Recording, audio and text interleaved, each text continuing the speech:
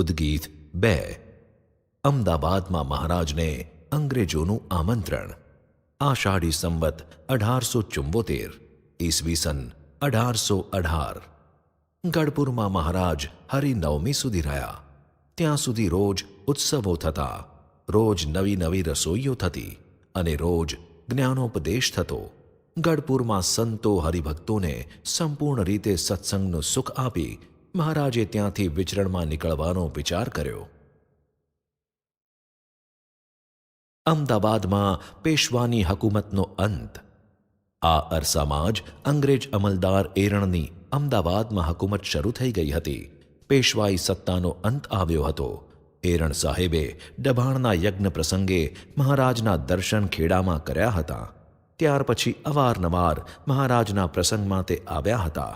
પરંતુ અમદાવાદમાં પેશવાઈ સત્તા હોવાથી તે સક્રિય રીતે મહારાજને કાંઈ મદદ કરી શક્યા ન હતા. પેશવાઈની હકુમત અમદાવાદમાંથી ગઈ, અંગ્રેજોની હકુમત આવી અને તેમની નિમણૂક અમદાવાદમાં થઈ એટલે તેમને તરત જ મહારાજ યાદ આવ્યા. તેમણે તપાસ કરાવી કે સ્વામિનારાયણના કોઈ સેવક અહીં છે કે નહીં, અને હોય તો મારી પાસે લઈ આવો.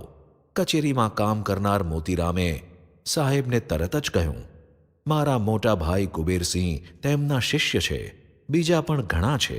એટલે મિસ્ટર એરણે કહ્યું, તેમને સૌને મારી પાસે બોલાવો. કુબેરસિંહ, દામોદર પટેલ, નથુ ભટ્ટ, હીરાચંદ ચોકસી વગેરે હરિભક્તો સાહેબને મળવા આવ્યા.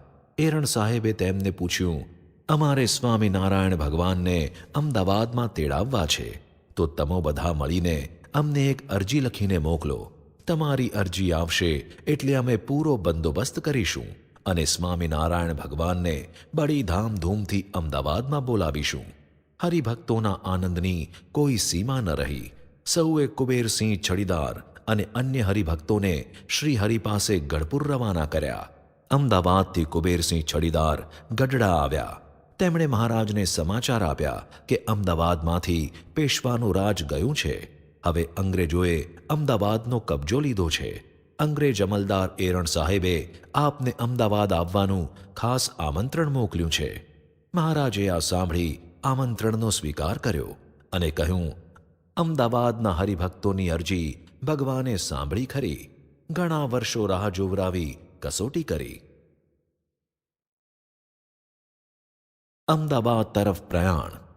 મહારાજ ગઢપુરથી કાઠી પાર્ષદો તથા હરિભક્તોને લઈને નીકળ્યા. સાંજે સીધા બોટાદ પધાર્યા. અહીં હમીર ખાચરના દરબારમાં ઉતર્યા. હમીર ખાચરે દહીં, સાકર અને ભાત મહારાજને જમાડ્યા. ભગા દોશીએ પણ બીજે દિવસે રસોઈ આપી. તે જમીને મહારાજ બગડ, સુંદરિયાણા, અણિયાળી, ધંધુકા થઈને જવારજ પધાર્યા. ગામ બહાર ખુલ્લા મેદાનમાં સંઘ ઉતર્યો. આધાર બારોટ મહારાજ પાસે ઢોલિયો લઈ આવ્યા. મહારાજને બીજે દિવસે જમીને જવાની વિનંતી કરી, પરંતુ મહારાજે કહ્યું, અમારે ઉતાવળ છે, તેથી સવારે ટીમણ કરીને ચાલીશું. જવારજથી સવારે નીકળી ધોળકા થઈને મહારાજ સીધા જેતલપુર પધાર્યા. અહીં મહોલમાં ઉતારો કર્યો. આશાજીભાઈ, ગંગાદાસ અને અન્ય હરિભક્તો સેવામાં આવી ગયા. ગંગામાં મહારાજ માટે થાળ તૈયાર કરવા લાગ્યા. જમીને મહારાજ આંબલી નીચે મંચ ઉપર બિરાજમાન થયા. સંતો પાસે કીર્તનો ગવરાવ્યા. શાસ્ત્રોનો અભ્યાસ કરતા સંતોને પરસ્પર પ્રશ્ન ઉત્તર કરવાનું કહ્યું. તેમની વિદવત ચર્ચા સાંભળી મહારાજ પ્રસન્ન થયા. અહીં મહારાજ 3 દિવસ રોકાયા. આ બાજુ કુબેરસિંહ છડીદારે અમદાવાદમાં એરણ સાહેબને સમાચાર આપ્યા કે મહારાજ જેતલપુર પધાર્યા છે. એરણ સાહેબને આ સમાચાર સાંભળી આનંદ થયો. તેમણે કુબેરસિંહને કહ્યું, સ્વામિનારાયણ ભગવાનને ખબર આપો કે બધા જ ઉપદ્રવો હવે નાશ થઈ ગયા છે, માટે ખુશીથી શહેરમાં પધારે. અમો તેમનું સ્વાગત કરીશું. તે અરસામાં અંગ્રેજોના અમલની શરૂઆત હતી, તેથી દરેક દરવાજે ચોકી રહેતી. સામાન્ય નાગરિકો સિવાય બીજાને સરકારની પરવાનગી સિવાય શહેરમાં દાખલ થવા દેતા નહીં. મહારાજ રાયપુર દરવાજેથી શહેરમાં પધારવાના હતા, તેથી ત્યાં ચોકીદારોને સૂચના મોકલાવી દીધી. ભગવાન સ્વામિનારાયણના સંઘને સંપૂર્ણ સન્માનથી શહેરમાં દાખલ થવા દેવા. શ્રીહરિનું કાંકરિયે આગમન. મહારાજ જેતલપુરથી નીકળ્યા અને અમદાવાદમાં કાંકરિયા સરોવર આગળ મુકામ કર્યો. અહીંથી શહેરમાં સત્સંગીઓને સમાચાર આપ્યા. કુબેરસિંહ છડીદારે તરત જ એરણ સાહેબને સમાચાર આપ્યા. એરણ સાહેબ, ડનલોપ સાહેબ અને અન્ય સાહેબો તેમજ તેમની મેડમો અને અન્ય અનુચરો સાથે શ્રીહરિને સન્માનવા સૈનિકો બેન્ડબાજા વગેરે લઈને નીકળ્યા. શહેરમાંથી હિમાભાઈ શેઠ પોતાની ઘોડાગાડીમાં નીકળ્યા. અન્ય હરિભક્તો પણ સંઘ સાથે નીકળ્યા. એરણ સાહેબે પોતાના સૈનિકોને શહેરમાં જુદે જુદે સ્થળે ગોઠવી દીધા હતા, જેથી પેશવાના સૂબાના રહ્યા સહયા અનુચરો કોઈ રીતે તોફાન કરી શકે નહીં. અંગ્રેજ અમલદારો તથા શહેરમાંથી નીકળેલા હરિભક્તોનો સંઘ બધા સાથે જ કાંકરિયા પહોંચ્યા. એરણ સાહેબ સાથે અંગ્રેજ સ્ત્રીઓ હોવાથી મહારાજે સંતોને કહ્યું, તમે સૌ દૂર ચાલ્યા જાઓ. એરણ સાહેબ, ડનલોપ સાહેબ તથા અન્ય અંગ્રેજ અમલદારોએ તેમના રિવાજ મુજબ માથા ઉપરના ટોપા ઉતારીને શ્રીહરિને નમસ્કાર કર્યા. પછી હસ્તધૂનન કર્યું. મહારાજે પોતાની જે રીતે બાદશાહવાડીમાં શિકાર કરતા રક્ષા કરી હતી તે બધી વાત એરણે ડનલોપને કરી. ડનલોપને આ સાંભળી આશ્ચર્ય થયું. તેમણે મહારાજના કુશળ સમાચાર પૂછ્યા. એરણે મહારાજને કહ્યું, આપના માટે શહેરમાં સર્વ પ્રકારે બંદોબસ્ત કર્યો છે, માટે આપ ખુશીથી પધારો અને જેટલા દિવસ રહેવું હોય તેટલા દિવસ રહો. મહારાજ તેમનો ભાવ જોઈ પ્રસન્ન થયા. ભગવાનને પણ દેશકાળના બંધનો સ્વીકારવા પડે છે. હિમા શેઠ તથા અન્ય સત્સંગીઓએ પણ મહારાજની સ્તુતિ કરી. 9 વર્ષે મહારાજ શહેરમાં પધાર્યા. હરિભક્તોએ કહ્યું, કસોટીનો કઠણ કાળ આપની કૃપાથી જ આપનું સ્મરણ કરતા વિતાવ્યો. મહારાજે કહ્યું, દેશકાળ વર્તીને હંમેશા ચાલવું જોઈએ. આપણે એકાંતિક ધર્મ પ્રવર્તાવવા આવ્યા છીએ, એટલે ક્ષમા અને ધીરજ બંને હોય તો જ એ કાર્ય સિદ્ધ થાય. સામા પૂરે ચાલીએ તો વિરોધનો ઝંઝાવાત જાગે અને આપણા કાર્યમાં વિઘ્ન આવે. તે સાંભળી દામોદરે કહ્યું, મહારાજ, આપ તો સાક્ષાત પુરુષોત્તમ નારાયણ છો, એટલે દેશકાળના બંધનથી પર છો. આપની ઈચ્છા અનુસાર દેશકાળ પ્રવર્તે છે, તો આપે આટલા વર્ષો અમને રાહ કેમ જોવરાવી? મહારાજે કહ્યું, શ્રી કૃષ્ણે 11 વર્ષ સુધી માતા પિતાને રાહ જોવરાવી અને પછી બંધન મુક્ત કર્યા. ભગવાનને પણ દેશકાળના બંધનો સ્વીકારવા પડે છે. શ્રીજી મહારાજનો શ્રીનગરમાં પુનઃ પ્રવેશ. દોઢ પહોર દિવસ ચડ્યો એટલે મહારાજ શહેરમાં જવા તૈયાર થયા. મહારાજ જે રસ્તે થઈને નીકળવાના હતા તે તમામ રસ્તાઓ સાફ કરાવી, પાણી છંટાવી શુદ્ધ કર્યા હતા. આસોપાલવના તોરણો બાંધી દીધા હતા. કેળના સ્તંભો રોપી કમાન કરી હતી. વિવિધ વસ્તુઓ કલાત્મક રીતે ગોઠવી દરવાજાઓ કર્યા હતા. હરિભક્તોએ પણ પોતાના આંગણાઓ શણગાર્યા હતા. રંગોળીઓ પૂરી હતી. આસોપાલવના તોરણો બાંધ્યા હતા. પૂરજનોનો ઉત્સાહ અદમ્ય હતો. 9 વર્ષે પુરુષોત્તમ નારાયણ પોતાના શહેરમાં પધાર્યા. શહેરને પાવન કર્યું. અયોધ્યાવાસીઓએ જેમ ભગવાન રામચંદ્રજીનો 14 વર્ષ વિયોગ સહન કર્યો, તેમ શ્રીનગર શહેરને પણ મહારાજનો 9 વર્ષનો વિયોગ ભોગવવો પડ્યો. યુગે યુગે ભગવાનના પ્રાગટ્ય સાથે તેમની આવી અદમ્ય લીલાના પણ દર્શન થાય છે. રાયપુરના દરવાજેથી મહારાજે શહેરમાં પ્રવેશ કર્યો. સૂચના મુજબ ચોકીદારોએ મહારાજને સલામી આપી. બંદૂકોના બાર કર્યા. શહેરમાં ઘોષ થયો, સ્વામિનારાયણ ભગવાન શહેરમાં પધારે છે. વામમાર્ગીઓ, જમાતી બાવાઓ તેમજ પેશવાના કેટલાક અનુચરો આ સમાચારથી અંતરમાં બળવા લાગ્યા. પણ હવે તેમનું ચાલે તેમ ન હતું. અંગ્રેજ અમલદારોએ મહારાજનું સન્માન કર્યું. સામૈયું લઈને તેડવા ગયા. પેશવાઈ હકુમત હવે આથમી ગઈ હતી.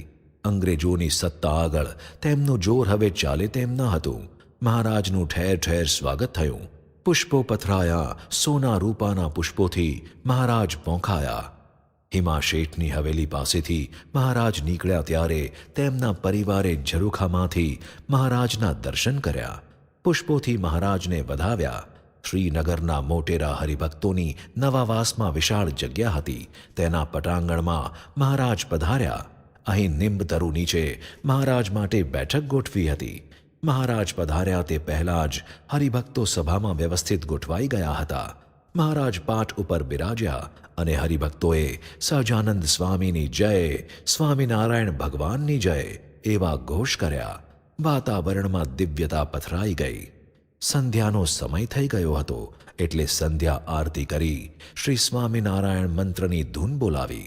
શ્રીહરિએ સંતોને કીર્તન ભક્તિ કરવાની આજ્ઞા કરી. શ્રીહરિ સાથે પ્રેમાનંદ સ્વામી, મુક્તાનંદ સ્વામી વગેરે સંતો હતા. તેમણે પ્રસંગોચિત કીર્તનો ગાયા. શ્રીહરિ શ્રીનગરમાં થોડા દિવસો રોકાયા. તે દરમિયાન ત્યાંના પ્રતિષ્ઠિત ગૃહસ્થોએ તેમના દર્શન તથા સમાગમનો લાભ લીધો. વામમાર્ગી અને અન્યપંથી લોકોએ શ્રીહરિ વિરુદ્ધ ઘણી ઘણી વાતો વહેતી મૂકી હતી. તેથી લોકોને આ નવા ધર્મ પ્રત્યે એક પ્રકારની સૂગ હતી. પરંતુ શ્રીહરિના તેમણે દર્શન કર્યા, તેમની વાણી સાંભળી, તેમના સંતોના શીલ જોયા, તેમની ભક્તિ જોઈ. તેમને પ્રતીતિ થઈ કે સંપ્રદાય નવો નથી, પરંતુ શાસ્ત્રોના સનાતન સિદ્ધાંતો ઉપર રચાયેલો છે. આ સિદ્ધાંતો અત્યાર સુધી શાસ્ત્રોમાં જ પુરાઈ રહ્યા હતા, પરંતુ આજે આવા એકાંતિક સંતો દ્વારા, ચારિત્ર્યશીલ હરિભક્તો દ્વારા આ સિદ્ધાંતોનું પ્રસારણ થતું દેખાય છે. ધર્મ એ આચરવાનો વિષય છે એવું લોકોને આ સંપ્રદાયે સમજાવ્યું છે. શ્રીહરિ પ્રત્યે, સંતો પ્રત્યે શ્રીનગરના લોકોનું ખેંચાણ વધતું ગયું. નરભેરામ શાસ્ત્રી સાથે શાસ્ત્રની વાતો. શ્રીનગરમાં સ્વામિનારાયણ ભગવાન અને તેમણે સ્થાપેલ સંપ્રદાયની પ્રતિષ્ઠા સાંભળી ત્યાંના નરભેરામ શાસ્ત્રીને સ્વામિનારાયણ ભગવાનને મળવાનો અને તેમની સાથે શાસ્ત્રાર્થ કરવાનો વિચાર થયો. સ્વભાવે સુશીલ અને જિજ્ઞાસુ આ વિદ્વાન વિપ્ર શ્રીહરિ પાસે આવ્યા. શ્રીહરિને હાર પહેરાવ્યો, તેમના ચરણ કમળમાં શ્રીફળ મૂક્યું અને પછી તેઓ શ્રીહરિ સન્મુખ બેસી ગયા. પરંતુ શ્રીહરિ તો વિપ્રોના પૂજક હતા. તેમણે તેમના માટે ખાસ આસન પથરાવી દીધું અને તે ઉપર બેસાડ્યા. તેમના કુશળ સમાચાર પૂછ્યા. નરભેરામ શાસ્ત્રીએ વિનયપૂર્વક કહ્યું, આપની પ્રતિષ્ઠા સાંભળી દર્શન કરવા આવવાની ઈચ્છા થઈ. આપના દર્શનથી અંતરમાં શાંતિ થઈ ગઈ. જો આપની આજ્ઞા હોય તો જિજ્ઞાસુ ભાવથી થોડા પ્રશ્નો પૂછવા છે. વિપ્રના અંતરમાં નમ્રતા હતી, દેહ ઉપર દરિદ્રતા દેખાતી હતી. મહારાજે સ્વાભાવિક રીતે જ કહ્યું, તમારે જે પૂછવું હોય તે ખુશીથી પૂછો, પરંતુ પહેલાં કહો કે તમારો વ્યવસાય શો છે? વિપ્રે હાથ જોડીને કહ્યું, પ્રભુ, વ્યવસાય તો વિપ્રોને બીજો શો હોય? વિદ્યામાંથી જે કાંઈ પ્રાપ્ત થાય છે તેમાં દેહ નિર્વાહ કરું છું. રાજાનું ધન હું લેતો નથી, કારણ કે તે દૂષિત હોય છે અને સત્કર્મો બાળી નાખે છે. માંગ્યા વિના અન્ન, ધન કે વસ્ત્રો જે કાંઈ આવે તે પાત્ર જોઈ લઉં છું. વિદ્યાના વ્યવસાયમાં પણ પ્રસન્નતાપૂર્વક જે ગુરુદક્ષિણા મળે તે લઉં છું. તેમના આવા સાત્વિક ભાવથી મહારાજ બહુ જ પ્રસન્ન થયા. પછી શાસ્ત્રીએ મહારાજને કહ્યું, મહારાજ, મારે આપને પ્રશ્નો પૂછવા હતા, પરંતુ આપના દર્શન માત્રથી અંતરમાંથી સંશય ગ્રંથિ ટળી ગઈ છે. આપ હવે જીવના મોક્ષ માટે જે સિદ્ધાંતો સમજવા અનિવાર્ય હોય તે કહો. ભગવાન કોને કહેવાય? તે સાંભળી શ્રીજી મહારાજે કહ્યું, તમારી મોક્ષ માટે જિજ્ઞાસા છે. વળી તમે શુદ્ધ અને સાત્વિક છો, તેથી કહીએ છીએ. અમે ભગવાન વેદવ્યાસને આદિ આચાર્ય માનીએ છીએ. તેમના ગ્રંથો પરથી બીજા આચાર્યોએ ટીકાઓ રચી આચાર્ય પદવી મેળવી છે, પરંતુ તે બધા જ આચાર્યો વ્યાસજી સમાન કહેવાય નહીં. વ્યાસજીએ સર્વે શાસ્ત્રોના સાર રૂપે શ્રીમદ ભાગવત પુરાણ રચ્યું. તેમાં ભગવાનના ચરિત્રોનો મહિમા કહ્યો છે. ભગવાન સદા સાકાર છે એ સિદ્ધાંત સ્પષ્ટ લખ્યો છે. તે ઉપરાંત ભગવદ્ ગીતા તથા વ્યાસસૂત્રો ઉપર રામાનુજાચાર્યે રચેલા ભાષ્યો અમને પ્રિય છે. તેમાં પણ ભગવાનનો મહિમા તથા ભગવાનના સાકાર સ્વરૂપનો સિદ્ધાંત સ્પષ્ટ આવે છે. તેથી ભગવાનના મહિમાના જે ગ્રંથ હોય તેમજ જે ગ્રંથમાં ધર્મ, જ્ઞાન, વૈરાગ્ય અને ભક્તિનું પ્રતિપાદન કર્યું હોય તે ગ્રંથો અમને પ્રિય છે. ભગવાનના સાકાર સ્વરૂપની નિષ્ઠા અને ભગવાનના મહિમાનું યથાર્થ જ્ઞાન, આ બે રહસ્ય સમજવાથી જ જીવોનું કલ્યાણ થાય છે. મહારાજની દીર્ઘ ગંભીર વાણી સાંભળી નરભેરામ શાસ્ત્રીના અંતરમાં પ્રકાશ થવા લાગ્યો. તે જાણતા હતા કે ભગવાનનું ભગવાનપણું જીવનો મોક્ષ કરવામાં જ છે, છતાં તે રહસ્ય ઘણાને નથી સમજાતું અને કેવળ પરચા અને ઐશ્વર્યથી અન્યને ભગવાન સમજી બેસે છે. તેથી તેમણે પ્રશ્ન પૂછ્યો, મહારાજ, કેટલાક લોકો પરચા બતાવે છે, ઐશ્વર્ય બતાવે છે, તેને અબુજ્જનો ભગવાન માની બેસે છે, એટલે ભગવાનનું સાચું ભગવાનપણું તેમના કયા ભાવથી સમજી શકાય? આ પ્રશ્ન સાંભળી મહારાજ પ્રસન્ન થયા. તેમણે કહ્યું, શાસ્ત્રીજી, તમે યથાર્થ કહ્યું. લોકોમાં અજ્ઞાન છે, તેથી પરચા, ઐશ્વર્ય કે સિદ્ધિઓ બતાવનારને ભગવાન માની બેસે છે. પરંતુ આ પરચા, ઐશ્વર્ય કે સિદ્ધિ જે કાંઈ જેને પ્રાપ્ત થાય છે, તે કેવળ ભગવાનની જે ભાવે ઉપાસના કરી હોય તેનાથી જ પ્રાપ્ત થાય છે.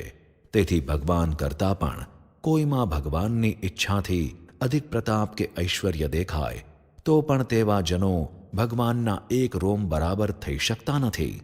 જ્યારે સનાતન ભગવાનની પ્રગટ પ્રાપ્તિ થાય ત્યારે અંતરમાંથી માયાના વિકારો સમૂળા નાશ પામી જાય, આત્મા નિર્મળ બની જાય અને તે આત્માની દૃષ્ટિથી પ્રકટ ભગવાનના સ્વરૂપનું જ્ઞાન થાય.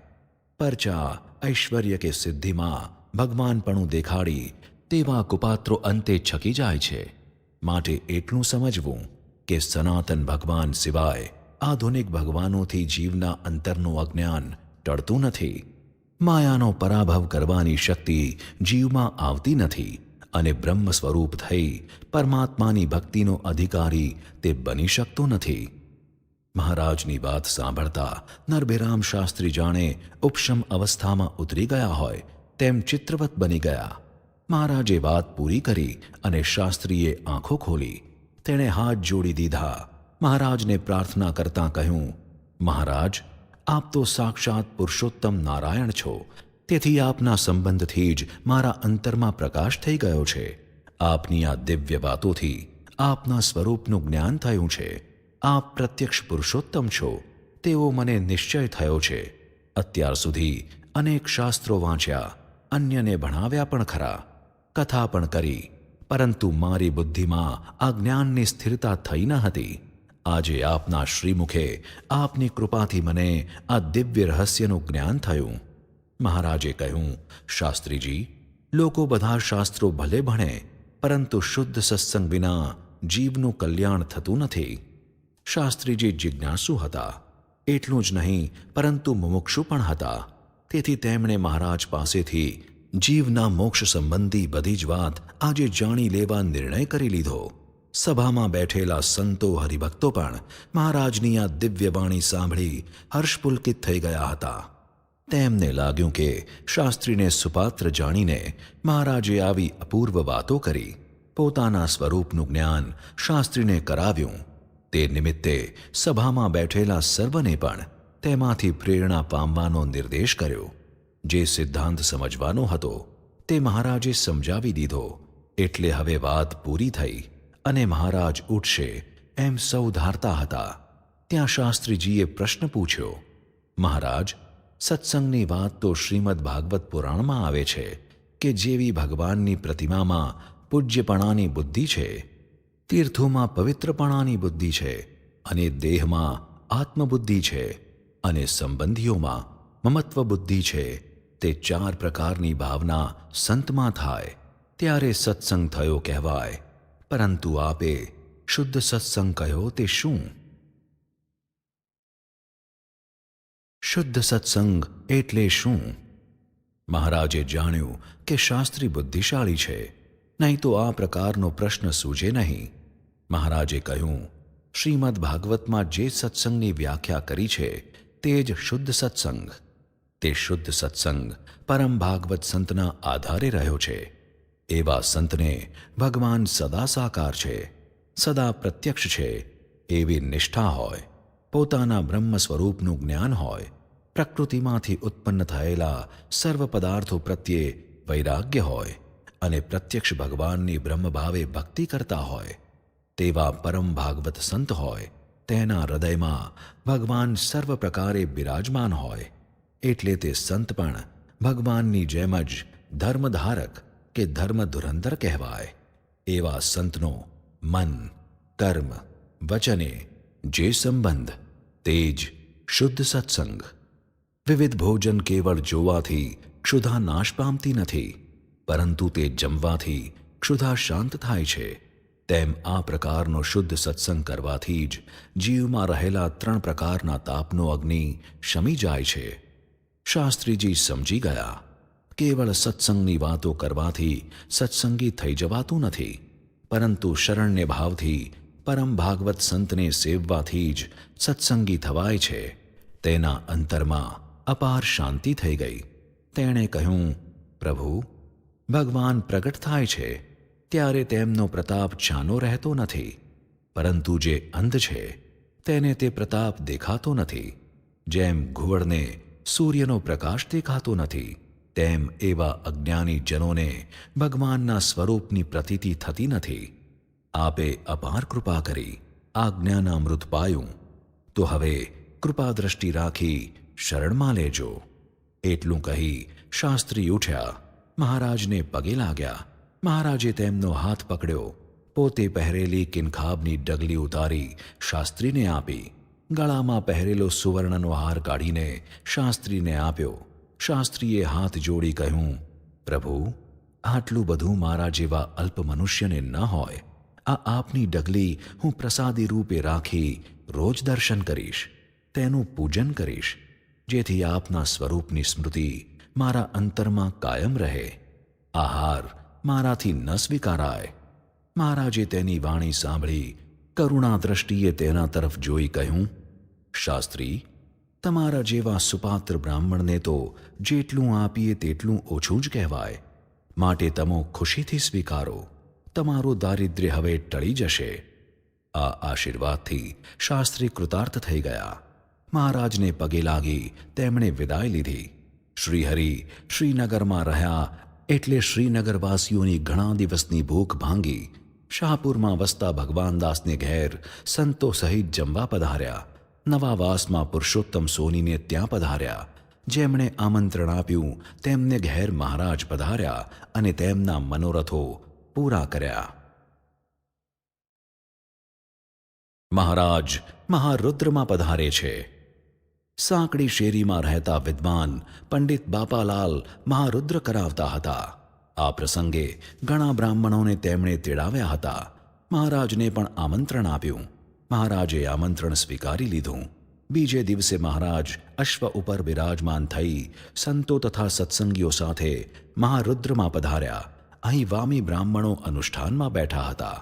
સ્વામિનારાયણ મહારુદ્રમાં આવનારા છે તે તેમને ખબર પડ્યા, એટલે તેમણે તેમની યુક્તિ અજમાવી.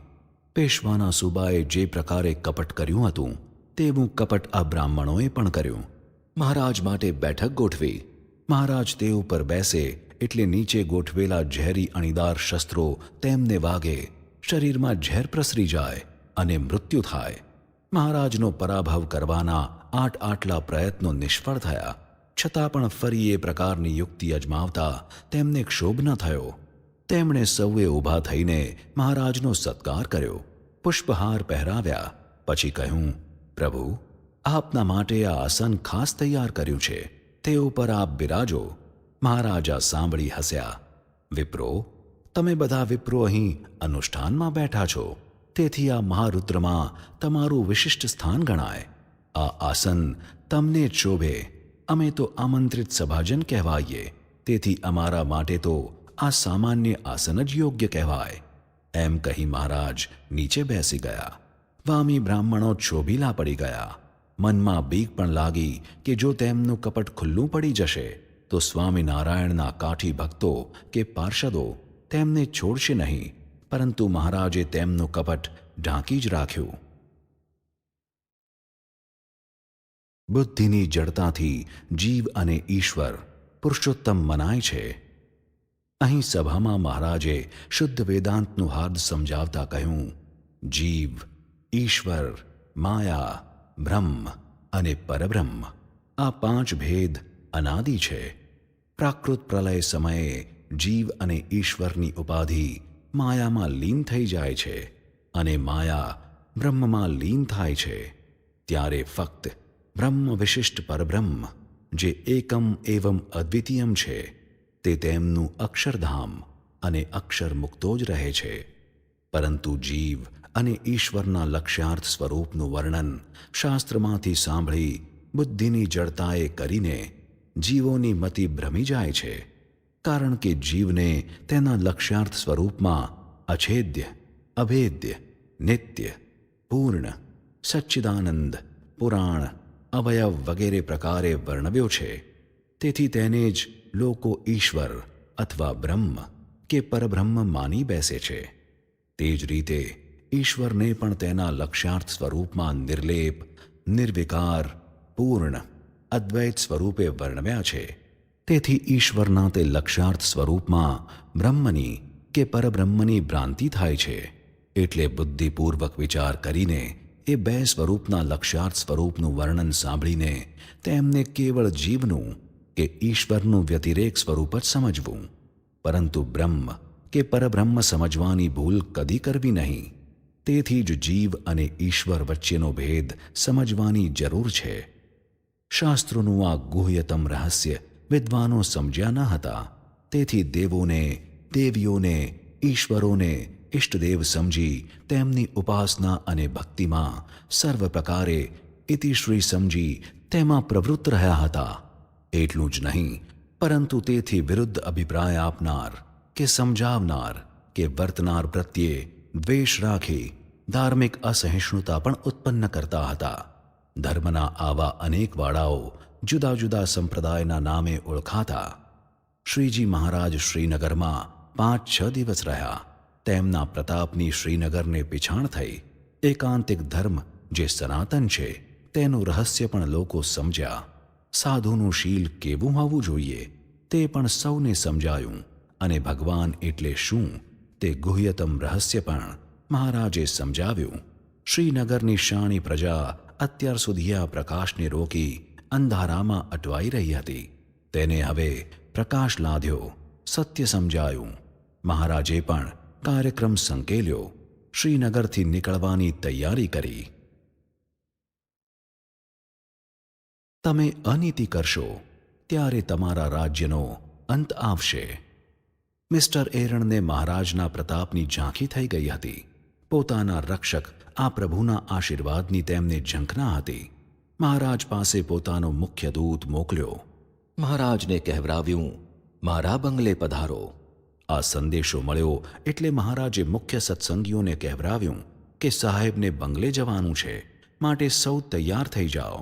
શ્રીનગરથી નીકળવાનો કાર્યક્રમ એક દિવસ મોડો રાખ્યો. મહારાજે આમંત્રણ સ્વીકાર્યું છે તે સમાચાર મિસ્ટર એરણને મળ્યા. તેમણે તરત જ હુકમ આપી દીધો, શહેરના રસ્તાઓ સાફ કરાવો, પાણી છંટકાવ કરાવો, નવાવાસથી બંગલા સુધીનો રસ્તો તોરણો બાંધી શણગારી નાખો.